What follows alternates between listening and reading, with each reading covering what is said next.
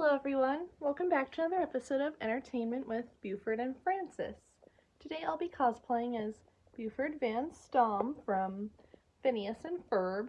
I'll be telling the story of Beauty and the Beast. Enjoy the video. A cruel and selfish young prince lived in a shining castle in the middle of a forest. One cold winter's night he is visited by an old beggar woman who offers him a rose in exchange for shelter. Distinguished by the woman's haggard appearance, the prince instead rejects the rose and turns her away, despite her warning him not to judge people by appearance, since beauty is found within. After the prince blows her off again, the woman reveals herself to be a beautiful and powerful enchantress. The prince attempts to apologize, but is too late to do so, because she had already found out that he had no love inside him.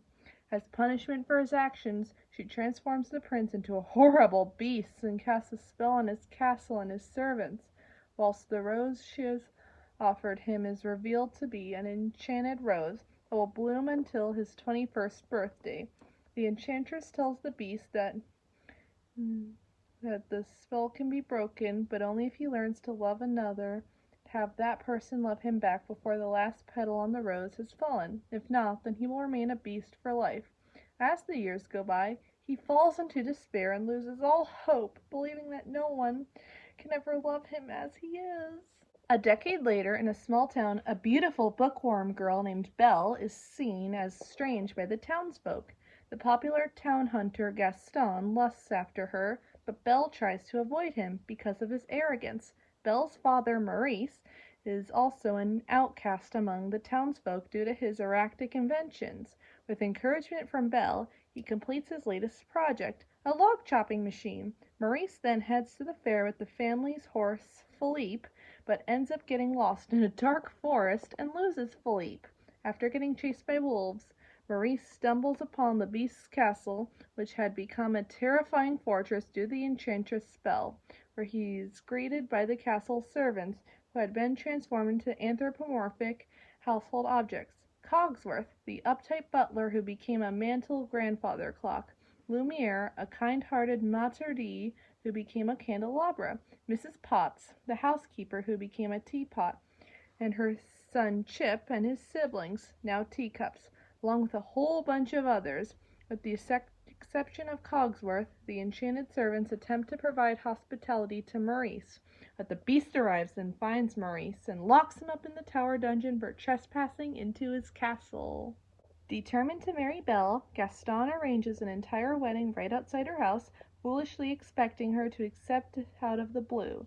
Gaston then enters and proposes, but Belle, feeling speechless and uncomfortable by the way Gaston describes how they would be spending the rest of their lives together, turns him down, resulting in Gaston falling into a giant mud pond, leaving him furious and humiliated. After Gaston leaves, Belle furiously berates Gaston to the animals for his ludicrous proposal, as well as his boorish and brainless attitude, and attends to her animals determined not to be his wife.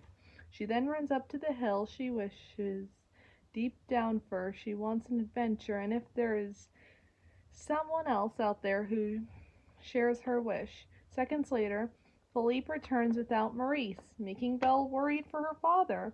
They then arrive at the castle, and upon noticing her, Lumiere realizes that she could be the one to fall in love with the beast and break the spell. He and Cogsworth lead her to the dungeon where she finds her imprisoned father, who has become sick. The beast discovers her and, despite her pleas, refuses to release Maurice. Desperate, she offers to take his place as the beast's prisoner, which surprises him. He then shows her his monstrous form, which frightens her, but she agrees nonetheless. The beast then frees Maurice, but sends him back to the village without letting Belle say her farewell. By Lumiere's suggestion, the beast allows Belle to live in a proper room and have free roam in the castle, except the west wing, and orders her to join him for dinner later on, leaving her in a depressed state. Back at the village, Gaston is still reeling from Belle's rejection at the tavern, But his spirits are lifted when his lackey, LeFou, and the townspeople sing about how no man measures up to him. Just then, Maurice spurts in and frantically seeks assistance to save his daughter from the beast at the castle. But it earns him nothing more than ridicule and rejection by the townsfolk, who simply dismiss him as crazy old Maurice. This, in turn, gives Gaston a new idea to get Belle to marry her. Meanwhile, Belle meets with Mrs. Potts, Chip, and the wardrobe, who attempt to lift her spirit, while the beast impatiently waits for Belle in the dining hall and receives advice for courting her from his servants. However, he learns from Cogsworth that she refuses to come, causing him to lose his temper. After failing to calmly convince her, he angrily declares that she is forbidden from eating unless she agrees to eat with him. He then returns to his room and uses his magic mirror to see that she wants nothing to do with him, driving him further into despair. Belle curiously decides to explore around the castle, where she meets the servants, and at her request, they give her some dinner despite the master's orders against it. Lumiere and Cogsworth try to stop Belle from going into the West Wing, but she gives them the slip. She soon enters the West Wing, which is the one section of the castle the master ordered her to stay away from, and she happens upon the enchanted rose. Before she touches it, the master arrives and frightens her out of the West Wing and the castle. Belle tries to escape the forest, but she is confronted by a pack of wolves who earlier tried to kill Maurice. Before she is eaten by them, however, the master intervenes and saves her, but is wounded by the wolves in the process. She returns with him to the castle, where their relationship begins to slowly improve as Belle thanks the master for saving her. He says, "You're welcome." Meanwhile, inspired by Maurice's crazy story about the beast, Gaston conspires to blackmail Belle into marrying him by bribing the head warden of the local insane asylum, Monsieur Daguerre, to interrogate Maurice unless she conquers. When they go to Belle and her father's cottage, they find it empty, as Maurice just left before they arrive to find the castle and bring Belle home again. So Gaston forces Lefoy to stay at the house until they return. The master, seeing Belle spending time with Philippe and the dog, who has something change inside of him and something has bloomed, begins acting more selfless, even wanting to do something for Belle to thank her, but he didn't know what. Then Cogsworth had 3 ideas up his gear, such as flowers, chocolates, and promises that no one attempted to keep. But Lumiere says it has to be special and something that sparks Belle's interest, and he has an idea up his candle wax. Lumiere has remembered that he and Cogsworth tried to show the library last night and gives the master the idea by giving Belle access to a library where she can read all of the books she wants. One evening, after sharing a romantic dinner and dance in the castle ballroom, the master lets Belle use a magic mirror to see her father and discover that he's lost in the woods. Seeing her worried, the master decides to let Belle leave the castle to save her father. The servants are horrified when Cogsworth tells them the news, fearing that their one chance to be human again has been squandered. When Belle gets Maurice back home, they soon find that Chip has stowed away into Belle's bag.